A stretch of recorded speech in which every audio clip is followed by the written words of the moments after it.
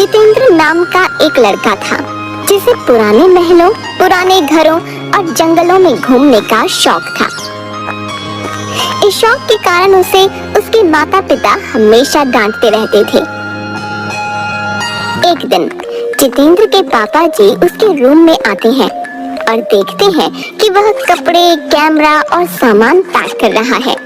तभी उसके पापा जी बोल पड़े, जितेंद्र, कहाँ जा रहे हो? पापा, और कहाँ जाऊंगा, हिस्टोरिकल प्लेस और कोई नई जगह खोजकर वहाँ के इतिहास को देखूंगा। इसके बाद वहाँ पैरानॉर्मल एक्टिविटी को समझने की कोशिश करूंगा। तुमसे कितनी बार कहा है कि इन फालतू के झंझटों में मत पड़ा करो। किसी नेगेटिव चीज को छेड़ना अच्छा नहीं होता। पापा, ये मेरा शौक है, अभी नहीं करूंगा तो कब करूंगा? तेज बातों की आवाज सुनकर उसकी माँ भी आ जाती है। क्या हो रहा है? क्यों इतनी तेज गुस्सा हो रहे हो? और क्या होगा, पूछो अपने लाल से। खंडरों में जाएंगे भूत पकड़ने, अपनी जिंदगी से खिलवाड़ करने। यह सुनकर माँ गुस्से में, तू कहीं नहीं जा रहा है? कुछ आया कि नहीं समझ में? क्या कह रही हूँ मैं? अरे माँ, मैं अकेले थोड़ी न जा रहा हूँ, मेरे साथ दोस्त भी जा रहे हैं। अब बच्चा तो नहीं हूँ ना। जाने दो इसे, मानता ही नहीं, जब देखो मनमानी करता रहता है। अरे मैं जल्दी आ जाऊंगा, आप गुस्सा क्यों हो रही हो? अभी तक कुछ हुआ क्या जो आप अब भी टेंशन ले रही हो?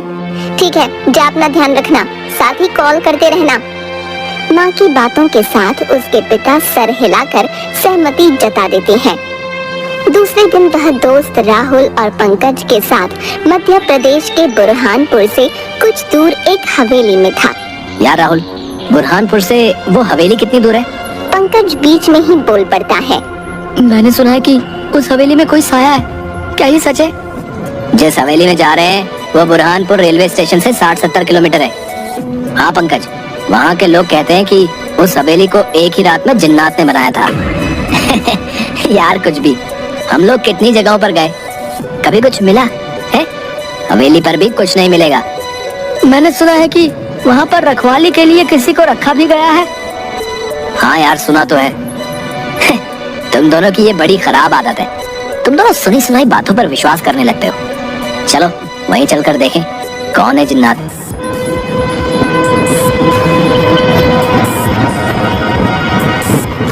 ट्रेन से रेलवे स्टेशन उतरने के बाद चलो किसी होटल में जाकर फ्रेश हो लिया जाए। क्या यार, सीधे हवेली पर चलते हैं? नहीं यार, वहाँ कोई टाइम पर मिले ना मिले, पहले होटल में ही चलते हैं ना। हाँ।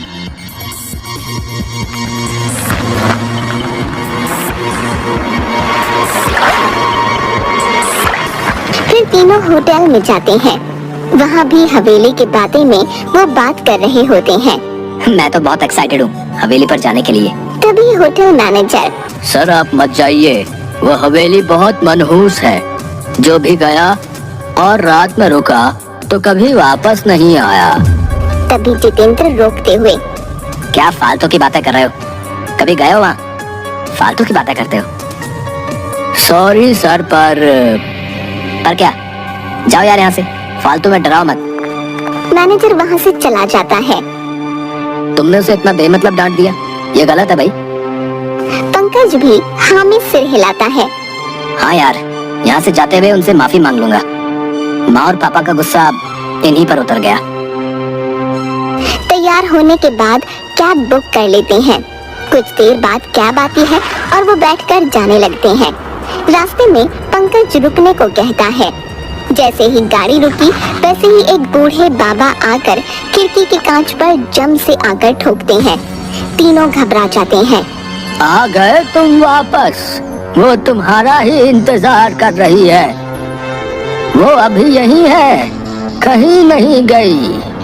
अरे बाबा, इन्हें डराओ मत, अपने लोग हैं। पागल है बाबा। ड्राइवर कैब चलाने लगता है। पीछे से बाबा चिल्लाते हुए कैब के पीछे भागते हुए कहते हैं, बेटा मत जाओ वहाँ, मत जाओ वहाँ। हवेली पहुँचने के बाद गाड़ी वाला सिक्योरिटी गार्ड के पास छोड़कर चला जाता है। सलाम साहब, मैं निचांग, इस हवेली का गार्ड। हेलो निचांग। चलिए साहब, आप रूम में बैठिए, मैं आपके लिए चाय लेके आया है। ये चाय क्या है? पीने वाला?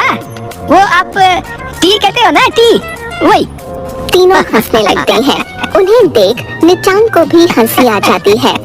अच्छा चाय, जाओ जाओ लाओ। तीनों चाय पीने के बाद निचांग से, चलो हमें घुमा दो हवेली। साहब आप अंदर जाकर लेफ्ट मुड़ जाना, वहाँ अम्मा मिलेगी है, वो आपको घुमा देगी है। साहब पर शाम से पहले वहाँ बाहर आ जाना है, नहीं तो क्या साहब अच्छा नहीं होगा। बेहुदी बातें, कोई सेंस नहीं है इन बातों में। वो बूढ़ी औरत जब बाहर निकलेगी हम भी आ जाएंगे। नहीं साहब, अम्मा को वो कुछ नहीं करेंगे। आपको कुछ हो गया तो मेरी नौकरी खतरे में आ जाएगी है? भाई जल्दी आ जाएंगे ना हम। यार तू आए ना आए, हम दोनों आ जाएंगे। हाँ चलो ठीक टाइम से पहले आ जाएंगे। अब तो चलो। अंदर जाते हुए लेफ्ट से कुछ पत्थरों की आवाज आ रही थी, जैसे कि उनसे कुछ पीसा जा रहा हो। तीनों धीरे धीरे अंदर पहुंचते हैं। तभी वह बूढ़ी अम्मा मसाला पीसते हुए दिखती है। अम्मा, ओ अम्मा। वह मुड़कर कोई जवाब नहीं देती। फिर पंकज आवाज देता है, ओ दादी, ओ दादी। वह मसाला पीसते हुए रुक जाती है, धीरे से पीछे देखती है। वह उस वक्त काफी डरावनी सी लग रही थी और कहती है, अच्छा इस बार बच्चों आप लोग आए हैं। जी अम्मा, आप हमें इस हवेली में घुमा दोगी? हाँ, पर कोई मुझसे दूर नहीं जाएगा, विशेषकर ऊपरी मंजिल पर बिल्कुल भी नहीं। क्यों अम्मा, ऐसा क्यों? इसे जिन्नात की हवेली क्यों कहते हैं? इस हवेली को इंसानों ने थोड़े ही बनाया है। इसे मेरे वालिद जो आलिम थे, उन्होंने जिन्न को काबू करके रातों रात इस हवेली को बनवाया था। क्या वो जिन्न अभी भी काबू है? अब वह सभी जिन्न किसी के काबू में नहीं है। मतलब कुछ भी है? अब थोड़े होते हैं जिन्न, अब मशीनों से 2 मंजिला मकान में साल भर के करीब लग जाते हैं। तो ये हवेली वो भी रात भर में? इम्पॉसिबल। मैं इसे नहीं मानता। मत मानो, वैसे जिन्न को आग से बनाया जाता है। वह जहाँ रहते हैं वह जगह काफी गर्म रहती है। इतना कहकर अम्मा मसाला लेकर अंदर चली जाती हैं और खाना बनाने लगती हैं। अरे यार, इन्हें तो काफी टाइम लगेगा, चलो हम ही घूम ले हवेली। अम्मा अंदर से सुन रही थी, तभी कहती है, बेटा आप ऊपरी मंजिल पर मत जाना और कुएं पर भी नहीं। अरे फालतू की बातें, चलो चलते हैं, कुछ नहीं होगा वहाँ। तभी जितेंद्र को कोई बच्ची दिखाई देती है जो दीवार के पीछे से झांक रही थी। तुम चलो, मैं आता हूँ। वह उस लड़की के पास जाकर पूछता है, तुम्हारा नाम क्या है? जरीन। वह अपने बैग की जेब से चॉकलेट निकाल कर देता है। जरीन चॉकलेट लेकर उसे उदासी भरी नजरों से देखती रहती है। आप यहाँ से चले जाओ। इतना कहकर उदासी के साथ वह वहाँ से चली जाती है। जितेंद्र को उसे देखकर बहुत अजीब लग रहा था। तभी बहुत तेज आवाज आती है, जैसे कि गहरे पानी में कुछ गिरा हो। जितेंद्र दौड़कर आवाज वाली जगह पर जाता है। वह देखता है कि राहुल अकेला कुएं की दीवार पर बैठा था। वह राहुल से पूछता है, ये किस चीज की इतनी तेज आवाज थी? पंकज कहाँ है? इतने में पीछे से पंकज भी दौड़कर आता है। वो भी पूछता है, क्या हुआ? कुछ भी तो नहीं, बस इस कुएं में पत्थर फेंका था।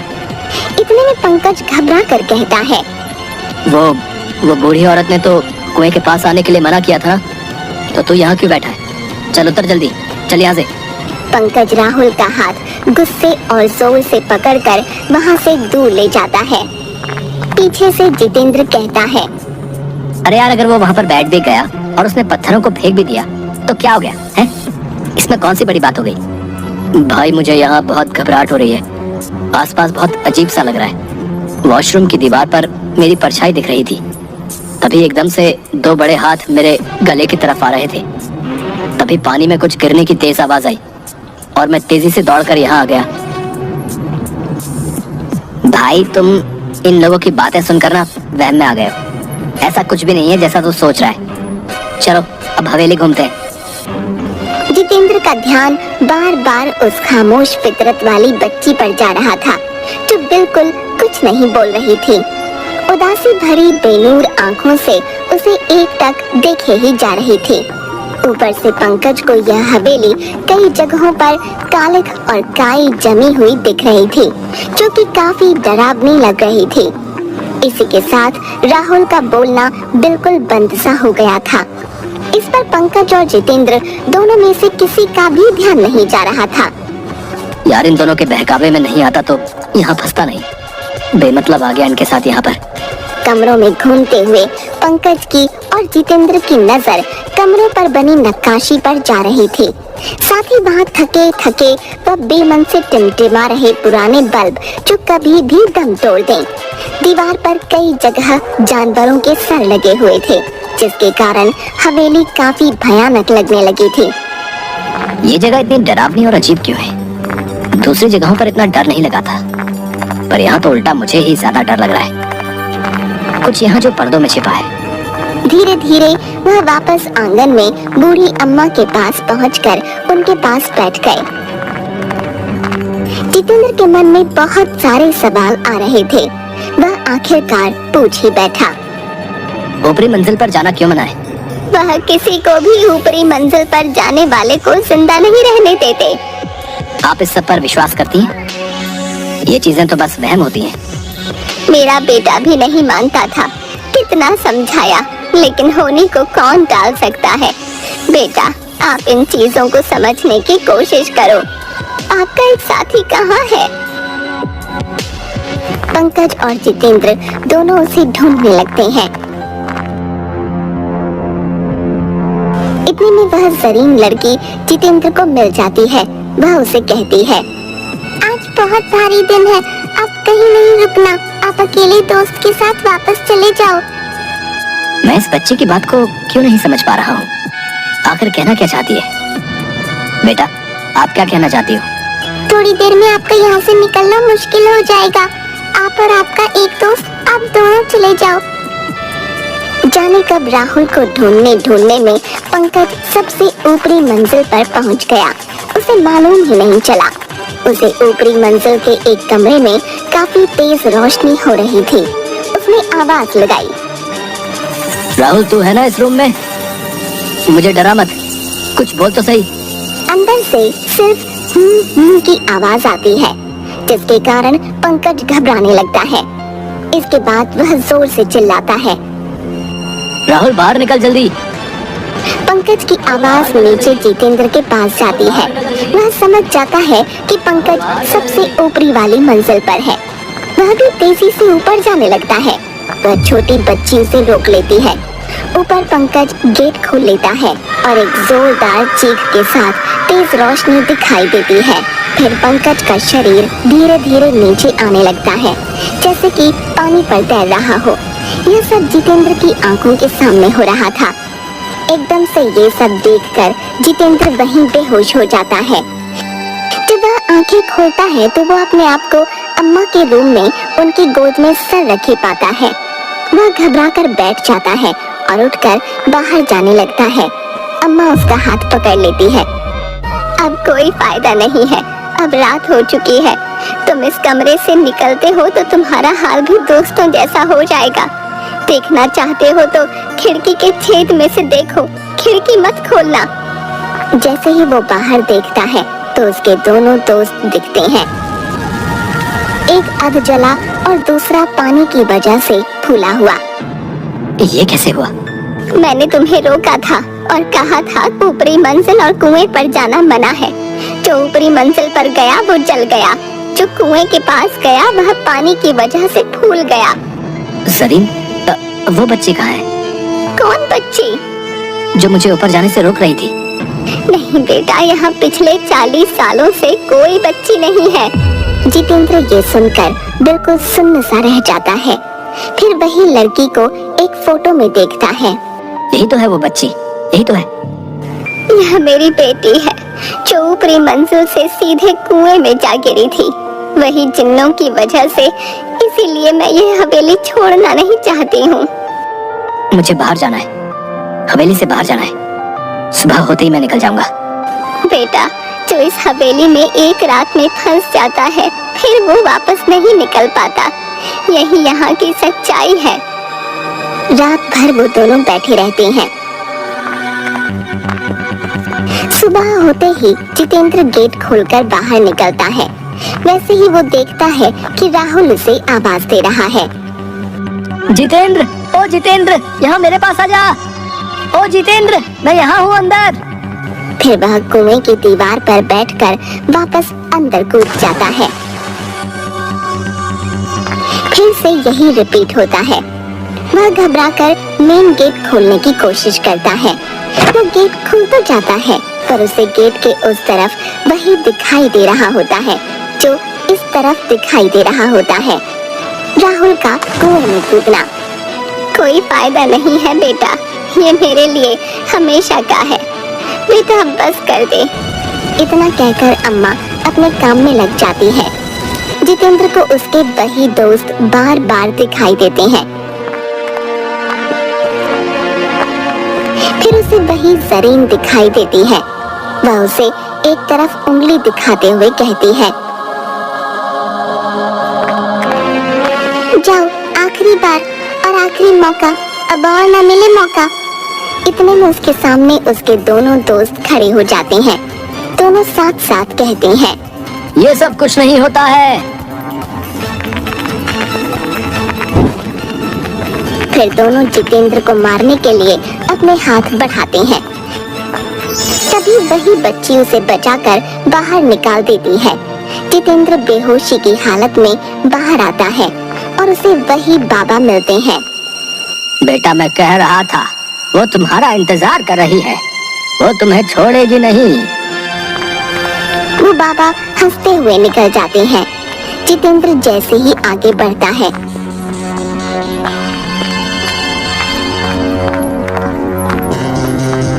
उसे एक गाड़ी दिखती है। उसमें भी 3 दोस्त उसी हवेली में जाते हुए दिखते हैं। वही सीन वापस से उसे दिखने लगता है, पर वो बाहर होता है। गाड़ी में कोई और होते हैं। जाते जाते वह वापस मुड़कर देखता है तो वो बच्ची उसे ही देख रही होती है। उस बच्ची के साथ भी वही हादसा होते हुए उसे दिखता है। बच्ची को आग लगती है और वो नीचे गिरने लगती है। अब जितेंद्र समझ गया था कि जिंदगी अनमोल होती है, बड़ों का कहना मान लेना चाहिए। वह मान गया था कि किसी भी शक्ति को नकारा नहीं जा सकता है, चाहे वह नेगेटिव हो या पॉजिटिव।